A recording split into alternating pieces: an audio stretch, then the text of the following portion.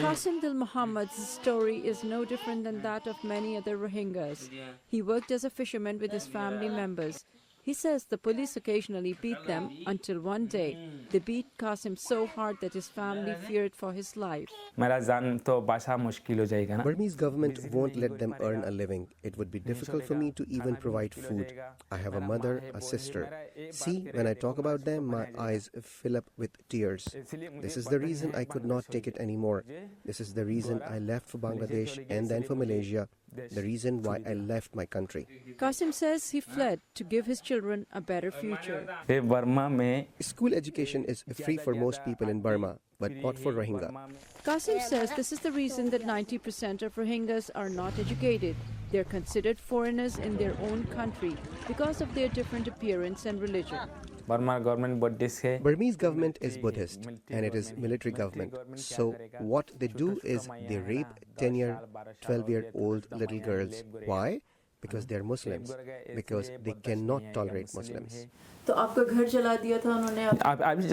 Yes, they recently burned my house, my wife's father and his house too.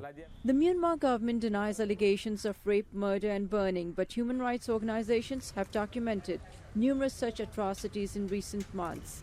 Qasim says he fled to Bangladesh and then applied for international refugee status because he says that in Bangladesh and Malaysia it would be very difficult for his children to get admitted in a school. I wish to highly educate my children, so one becomes a doctor and one a teacher.